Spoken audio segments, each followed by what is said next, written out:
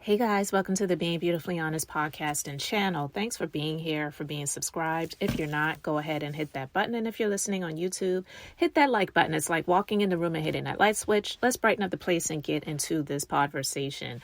I've been following the story. I've talked about it a few times. I've done a few conversations talking about the djenvy, Cesar Pina, real estate scam, fraud, Ponzi scheme, all of that other stuff. And just, basically asking questions as to what will DJ Envy's role be in this ultimately when all is said and done. And we really don't know the answer to that yet, but we're getting some clues as things are developing. And as you may or may not know, this just happened on yesterday. I'm just getting a chance to talk about it now, but I heard about it when the story broke that Cesar Pina has now been arrested.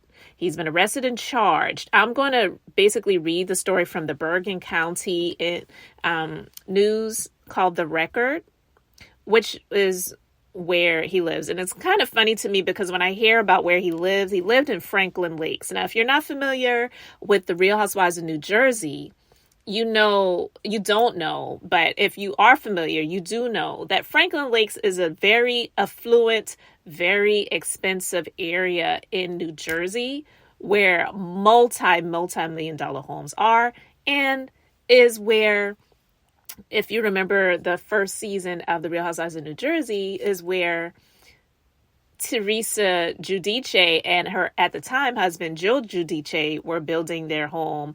And as you know, they went to prison, and it had a lot to do with real estate fraud and mortgage fraud and tax situations and all of that other stuff like that.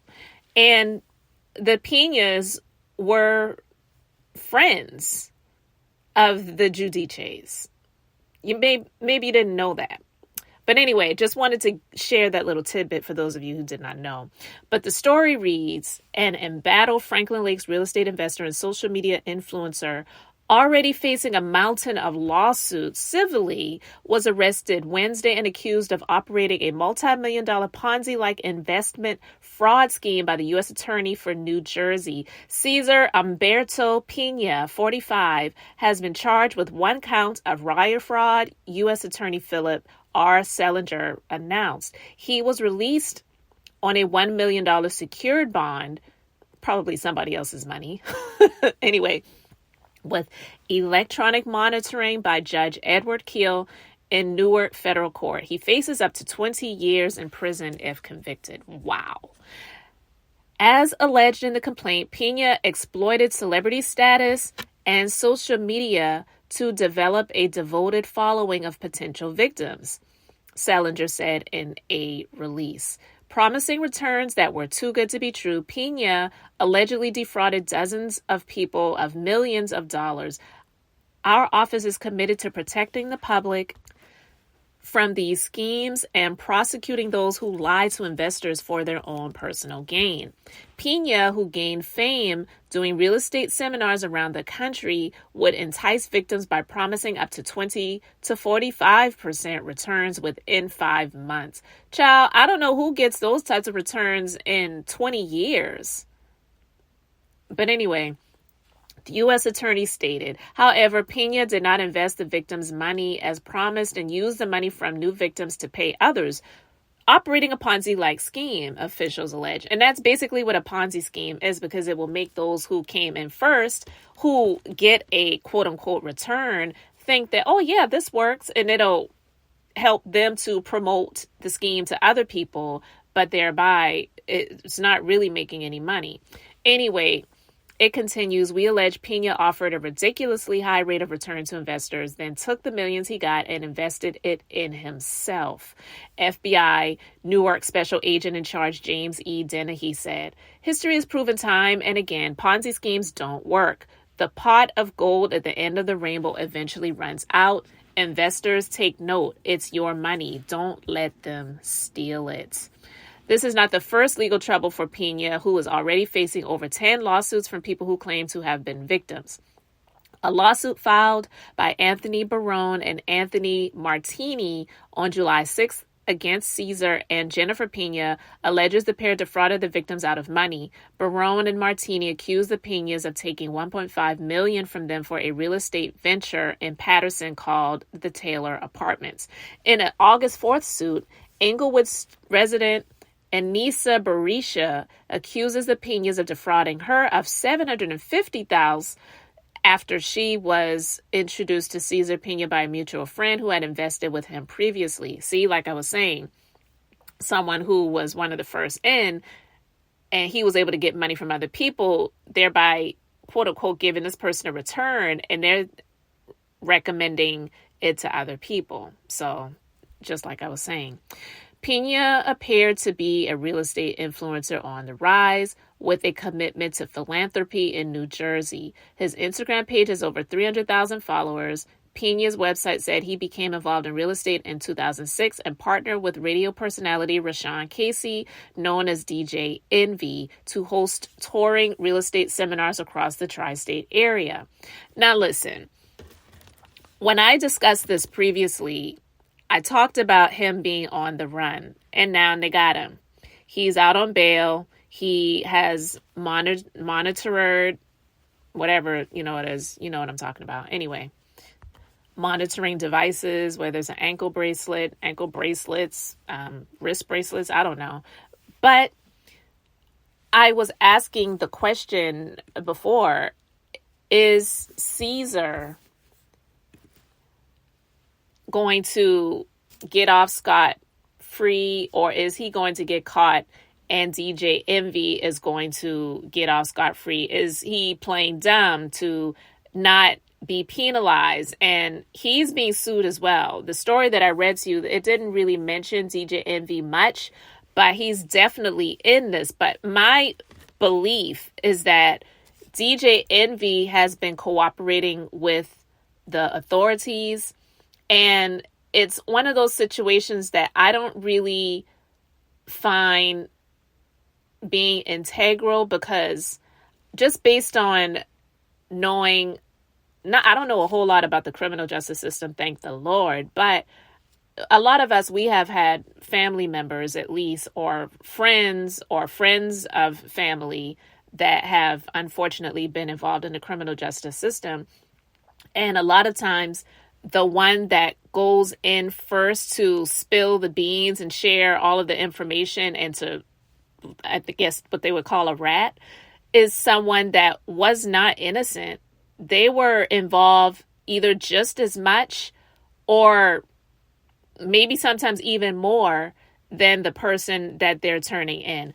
I'm not saying that for sure about djenvy because really I don't know, but I really am not looking at him with eyes of integrity because he is allegedly cooperating with the authorities. Because if you heard his statement, when he came out and made a statement about this situation, which he said he did against his attorney's recommendation, he wasn't taking any accountability. And not only was he not taking any accountability, he didn't sound like he had any sorrow or any care for the victims. He was just basically saying, it ain't my fault.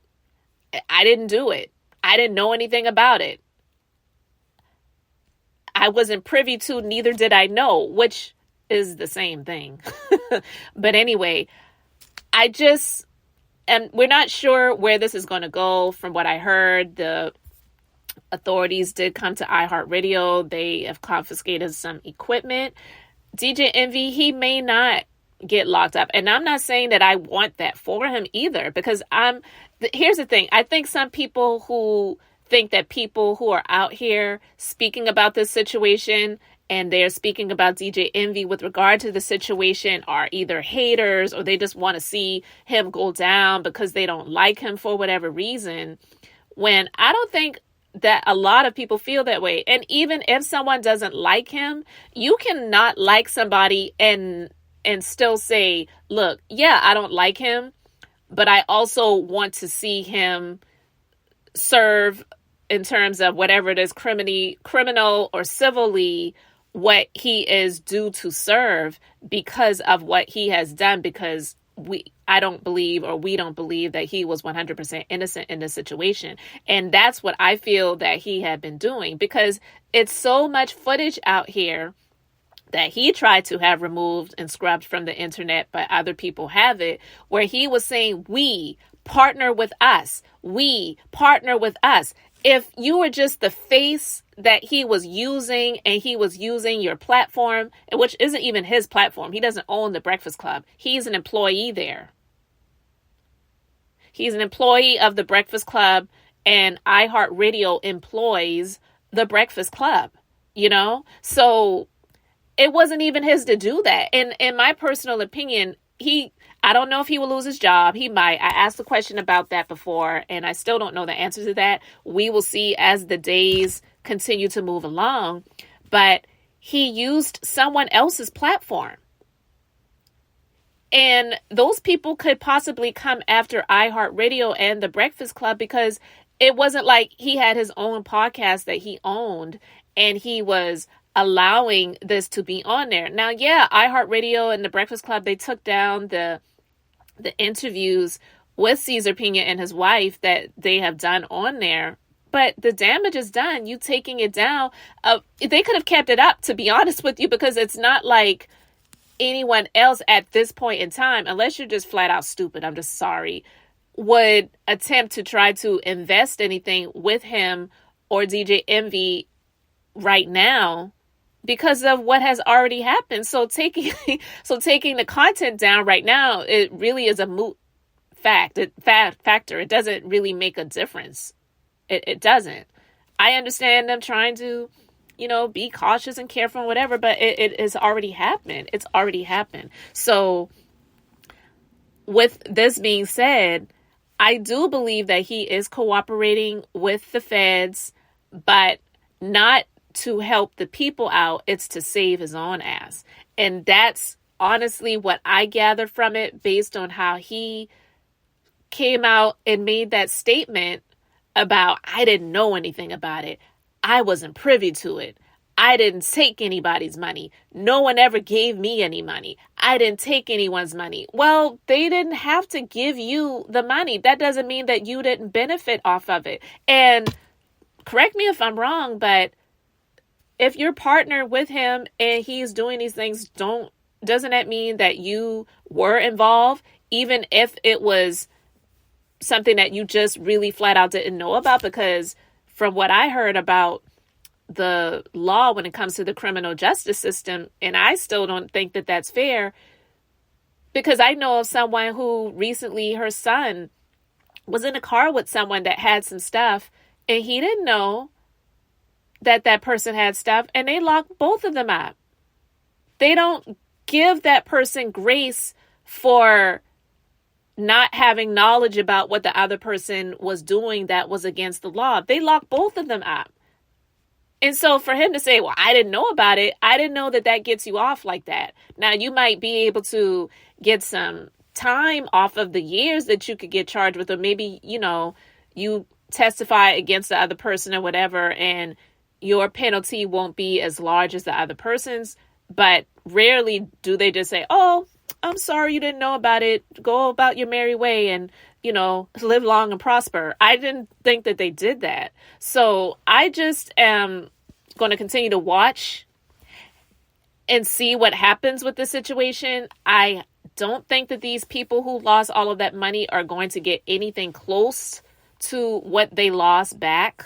Unfortunately, I believe that they did confiscate some properties from this guy, and so they'll probably sell those off. But again, it's not going to be anything from what these people have invested. I mean, one person invested $750,000, and then, as you heard, djenvy trying to claim he lost $500,000, and it's like, did you get it stolen? Did he misrepresent? Or a deal that you all did together, it just didn't get the return that you believed you were going to get off of it. So that's how you're trying to proclaim that you lost $500,000, so you're a victim too. No, I don't buy it. I don't. But I just wanted to talk about that real quick, guys, because again, my personal belief is that he is cooperating with the feds, but he also had some involvement. So we shall see what continues to happen in this situation. I'm not wishing anything on anyone. I do feel sorry for the victims. I absolutely do. And I would never sit here and try to bash people who were, I mean, in all honesty, it was a big gamble because it was just really unrealistic. But it's not a good feeling to be out there, put on Front Street to look like somebody who was dumb or stupid, because that's, the type of names that people would call people like that who are really making a big risk and a gamble, hoping that they were going to get a quick return. And it rarely happens that way, right? So I would never sit here and blame them or call them names and, do those types of things, because it doesn't help them in the situation, right? And I do hope that they can get something, but I don't know, what it'll be. So I just wanted to talk about this, guys, because I was wondering about it, and I'm like, is he possibly going to lose his job? The fact that the feds have come there and confiscated property, I don't know. Guys. So I just wanted to talk about that real quick. Let me know your thoughts in the comment section below. Thank you guys so much for being here, liking, and subscribing. I'm Beth, just being beautifully honest. So until the next time, I wanted to keep it brief, beautiful, and now I'm going to say bye.